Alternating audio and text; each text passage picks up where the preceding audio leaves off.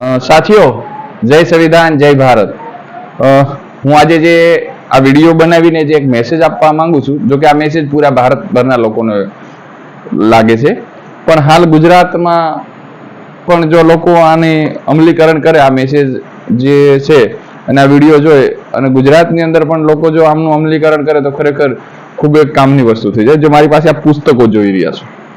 હાલ અત્યારે દરેક સ્કૂલોની અંદર વેકેશન લગભગ પડી રહ્યા છે ને થોડા સમયની અંદર વેકેશન ખુલવાના છે. પણ હવે વેકેશન પડ્યું છે એટલે વેકેશન ખુલશે એટલે જે કઈ ધોરણોની અંદર માનો કે આપણે સિનિયર જુનિયર થી માંડીને 12 સુધી જે કોઈ અભ્યાસ કરે છે કે એમનાથી આગળ પણ તો દરેક વ્યક્તિઓ પાસે પુસ્તકો હોય છે. અને પુસ્તકોની અંદર હું જે ઘણા વર્ષોથી જે વસ્તુ કરી રહ્યો છું એ મારે આપને બધાને સંદેશો આપવો છે કે આ પુસ્તકને પસ્તી નહીં બનાવતા. જે તમારા બાળકો ભણી રહ્યા છે એ પુસ્તક એક વર્ષ માટે એ બાળકે ખૂબ સારી રીતે સાચવવા હોય છે અને એમાંથી જ એમણે જ્ઞાન લીધેલું હોય છે કે શિક્ષા ઓ ચેરની કા દૂધ જો પીએગા ઓ દાહડેગા. જે મહામાનવોએ જે આપેલું જે સ્લોગન છે એમને સાકાર કરવા માટે દરેક વ્યક્તિ જો શિક્ષિત થશે તો જ એમને કાંઈ મળવાનું છે. પણ ક્યાંક ને ક્યાંક પરિસ્થિતિ એવી છે કે આ દેશની અંદર આર્થિક સ્થિતિ એવું જેમની નબળી છે એ વર્ગ એમના બાળકોને પુસ્તક પણ ટાઈમે લઈ નથી શકતા અને એ કારણ કે એમની મજબૂરીઓ હોય છે. તો ઘણી વાર એવું થાય છે કે માનો કે ખૂબ જાજી જગ્યા એવું થઈ રહ્યું છે કે પોતાના બાળકોનો અભ્યાસ આ વર્ષે પૂરું થયું એટલે બીજા વર્ષે એમના મમ્મી પપ્પા જે કોઈ છે એ પુસ્તક છે ને એ પસ્તી વાળાઓને આપી દેતા હોય છે અને આ પુસ્તક છે ને કિલોના ભાવે પછી જતા રહે છે. હવે એક એક પુસ્તકની કિંમત 200 રૂપિયા, 250 રૂપિયા, 400 રૂપિયા આવે જેવી જે ભણતર માનો કે કક્ષા ઉપર હોય છે એ આપ બધા સારી રીતે જાણો છો. તો મારું તો સંદેશો એટલો આપવાનો છે કે આપ આપના બાળકોના જે અભ્યાસક્રમ માનો કે ઉદાહરણના તौर ઉપર મારા છોકરાનું 11માં પૂરું થયું છે, 12મું પૂરું થયું છે, તો જે કોઈ બાળકો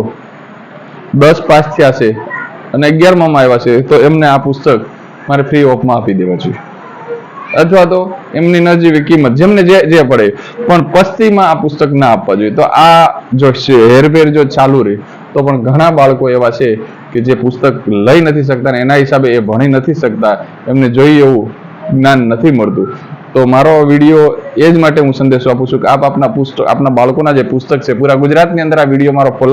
ફોલો કરજો અને આ વિડીયો છે એમને શેર કરી અને આપને ખરેખર આ વસ્તુ સાચી લાગે તો મારા વિડીયોને શેર કરી, લાઈક કરી, કોમેન્ટ કરો અને લોકો સુધી આ મારો મેસેજ પહોંચાડો કે આપ આપના બાળકો જે ધોરણમાં ભણે છે ને આગળ ગયા છે તો એમના જે જૂના વર્ષના જે પુસ્તકો છે એ જે વ્યક્તિઓ આર્થિક રીતે ખૂબ પછાત છે એમના બાળકો સુધી મફતમાં આ પુસ્તકો અપાવો અથવા તો મેં કીધું નજીવી કિંમતની અંદર પણ જે પસ્તીમાં આપો છો એના કરતાં નજીવી કિંમતમાં બીજા બાળકોને આપી અને આ પુસ્તકો છે એમના સુધી પહોંચાડો તો પુસ્તક છે પસ્તીમાં ન જાય. કેમ કે પસ્તીમાં જાય તો આની અંદર જે રહેલું જ્ઞાન છે એ જેમ બાળકને મળવું જોઈએ મળી નહીં શકે અને પછી અન્ય પરિસ્થિતિઓ ઘણીવાર એવી થાય છે મજદૂરના દીકરાઓ છે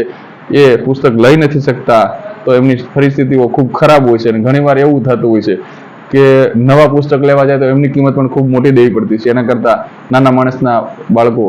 ભણી શકે આમાં આપ બધા હેલ્પરૂપ થાવ એવી આપ બધાને મારી કરબદ્ધ વિનંતી છે. જય સંવિધાન, જય ભારત.